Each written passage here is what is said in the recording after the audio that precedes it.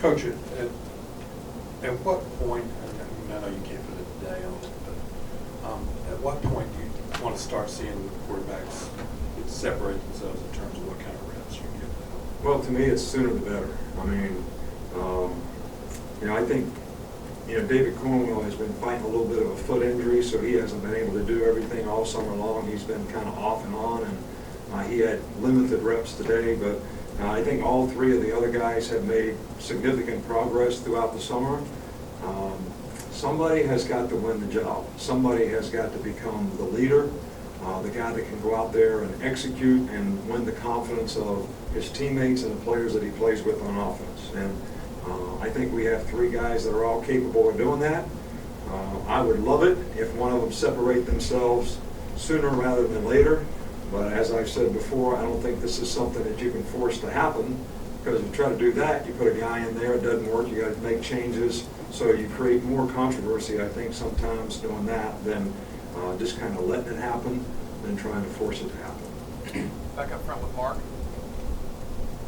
You talked a little bit about young players worrying about their futures. Is that a conversation you have with some of the young guys who maybe didn't play a lot their first or second year, or how do you address that with them? Well, what I try to emphasize with our players is, there's so much emphasis now on outcomes, immediate self-gratification. And football is a developmental game. You've heard me talk about this many times before, where people develop and improve. And what I always try to sell our players on, some of them play when they're freshmen, some of them play really well, some of them aren't ready to play, some of them play a role, which we had 4 guys that were starters in some role last year, and probably 10 or 11 guys that lettered last year playing on special teams, which is about half the guys that we recruited. And some guys, need the time to develop and learn and grow, whether it's physically, emotionally, mentally, learning the system. But I think sometimes there's unrealistic expectations placed on guys, based on the reputation that they create in high school, and sometimes the people around them want that same immediate self-gratification, which puts a lot of pressure on guys, which creates a lot of anxiety. But what we try to emphasize with our players here is focus on development. Trust and believe in doing the things that we're going to try to help you do to develop to be the best player you can be. And that's all anybody can expect from anybody. And everybody ought to get a lot of positive self-gratification from that. But when we worry about outcomes, and I'm going to play in the NFL someday, and if I didn't start as a freshman, maybe I won't do that. And we have people outside telling us those kinds of things. It makes it really, really difficult for these guys, and it's really unfair in a lot of ways to them because they don't have a chance to develop and become the kind of players in sort of a normal fashion because of the external factors that seem to be placed on them in a lot of cases. A lot of other guys, doesn't bother. They go out there, they understand, they get it, and they go to work and work hard, and they usually make good progress. And Dalen made really good progress here. I just wish he would have had a little more patience to hang in there, and I think he would have been a great contributor here, and I think he'll have a good career wherever he chooses to go. Far side with Matt. Nick, I have to ask, in your opinion, is there any chance that Maurice ends up at Georgia and is eligible to play this I year? already talked about that. You want me to do a Belichick on you? But what did I just say? It was a different question. Like I said, I had to ask. So. I already answered it. Nothing has changed. So now you're asking me a hypothetical question, what if? I got enough issues and problems here without any what ifs. So we just had a media person in yesterday, and she said, never answer a what if. So do I need to do a media thing with you guys, not to ask what ifs?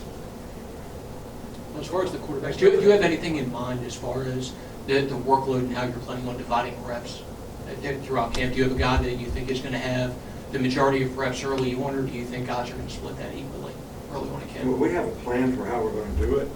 We just don't go out there and throw the ball out every day, and whoever runs in there first gets to go.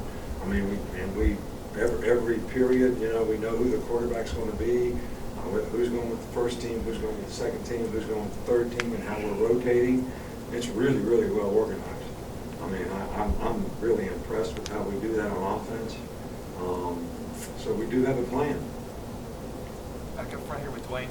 And it changes every day.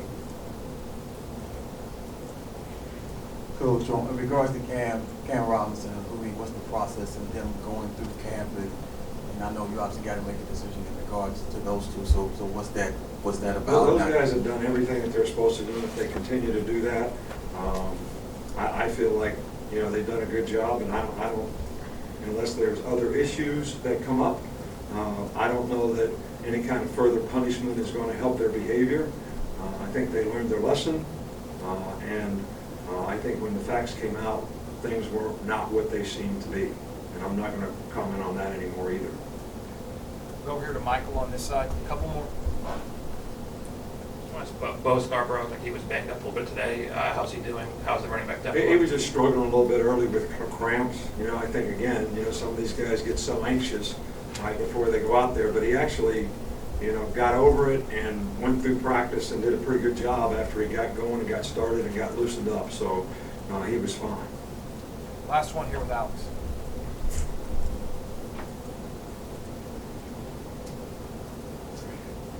I was just going to ask if there was any update on Tony Brown's situation and if you've heard anything from the NCAA this summer to progress it. We're sort of having a work in progress with the NCAA, and at some point in time they'll you know, give us a decision based on what they feel is, you know, fair punishment for him or whatever. And when that time comes, we'll let you know. But you know, we're preparing for the season as if he's going to be suspended for several games. Thanks, Coach. All right, guys, thank you.